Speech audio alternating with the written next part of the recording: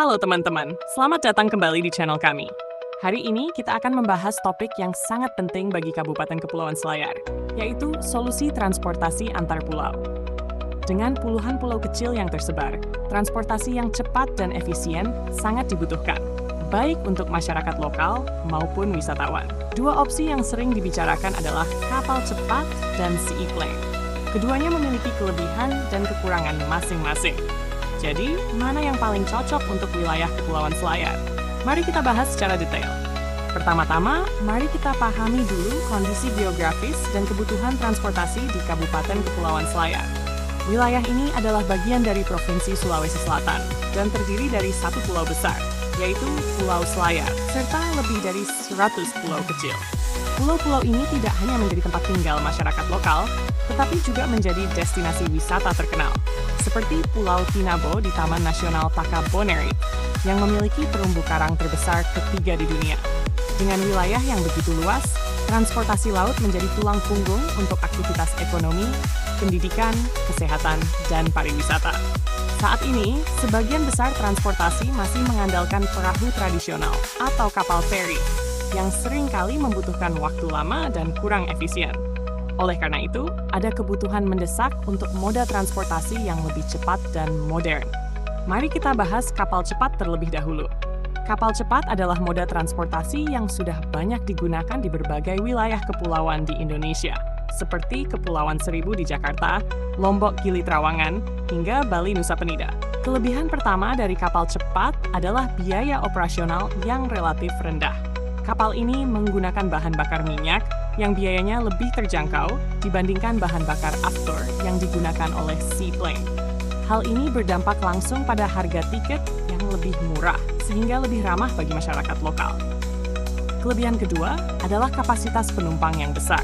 Sebuah kapal cepat dapat mengangkut puluhan hingga ratusan penumpang dalam satu perjalanan, tergantung pada ukurannya. Selain penumpang, kapal cepat juga dapat membawa barang-barang seperti hasil tangkapan laut atau kebutuhan logistik lainnya. Kelebihan ketiga adalah fleksibilitas operasional. Kapal cepat dapat beroperasi di pelabuhan kecil atau dermaga apung, sehingga bisa menjangkau pulau-pulau yang belum memiliki infrastruktur pelabuhan yang memadai. Namun, kapal cepat juga memiliki kekurangan. Salah satunya adalah ketergantungan pada kondisi laut. Ketika cuaca buruk atau gelombang tinggi, perjalanan dengan kapal cepat bisa menjadi tidak nyaman, bahkan berbahaya. Selain itu, waktu tempuh kapal cepat lebih lama dibandingkan dengan seaplane, terutama untuk perjalanan antar pulau yang berjauhan. Sekarang, mari kita bahas seaplane atau pesawat amfibi. Moda transportasi ini terkenal dengan kecepatannya. Untuk perjalanan yang biasanya memakan waktu 1-2 jam dengan kapal cepat, seaplane dapat mencapainya hanya dalam waktu 15-20 menit. Keunggulan lainnya adalah kemampuan mendarat di perairan terbuka. Hal ini memungkinkan seaplane untuk menjangkau pulau-pulau terpencil yang tidak memiliki infrastruktur pelabuhan sama sekali. Ini tentu menjadi solusi yang ideal untuk lokasi-lokasi yang sangat sulit dijangkau. Namun, seaplane juga memiliki kelemahan yang cukup signifikan. Pertama adalah biaya operasional yang sangat tinggi. Pesawat ini menggunakan bahan bakar aftur yang mahal dan perawatannya memerlukan teknisi khusus. Ini membuat harga tiket seaplane menjadi jauh lebih mahal dibandingkan kapal cepat, sehingga lebih cocok untuk wisatawan premium. Kapasitasnya juga terbatas. Sebagian besar seaplane hanya mampu mengangkut sekitar 10-15 penumpang dalam satu perjalanan. Selain itu, seaplane juga sangat bergantung pada cuaca. Penerbangan dapat dibatalkan jika visibilitas buruk atau angin terlalu kencang. Dari wilayah lain, kita bisa mengambil pelajaran penting. Di Kepulauan Seribu, kapal cepat menjadi moda transportasi utama karena tiketnya terjangkau dan kapasitasnya besar. Transportasi ini melayani masyarakat lokal dan wisatawan dengan efisien, meskipun jarak antar pulaunya cukup dekat. Sebaliknya, di Raja Ampat, seaplane digunakan untuk melayani wisatawan kelas atas yang ingin akses cepat ke pulau-pulau terpencil. Biayanya yang tinggi membuat moda ini kurang relevan untuk masyarakat umum. Jika kita melihat Kepulauan Selayar, kondisi geografis dan kebutuhan masyarakatnya lebih mirip dengan Kepulauan Seribu.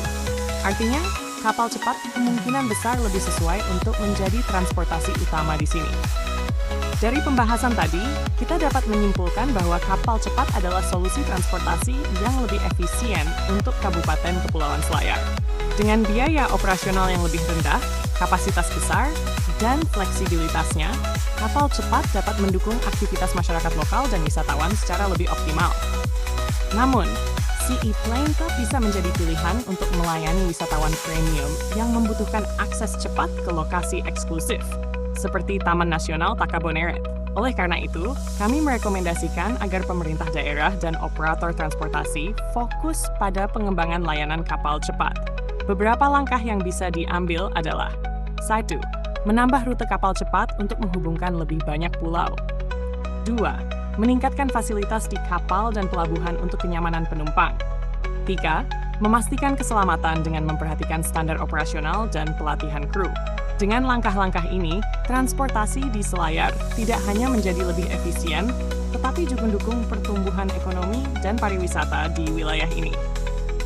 Demikian pembahasan kita kali ini tentang kapal cepat dan Seaplane sebagai solusi transportasi antar pulau di Selayar. Semoga informasi ini bermanfaat, terutama bagi kalian yang ingin mengetahui lebih dalam tentang transportasi di wilayah kepulauan. Jangan lupa untuk like, subscribe, dan share video ini.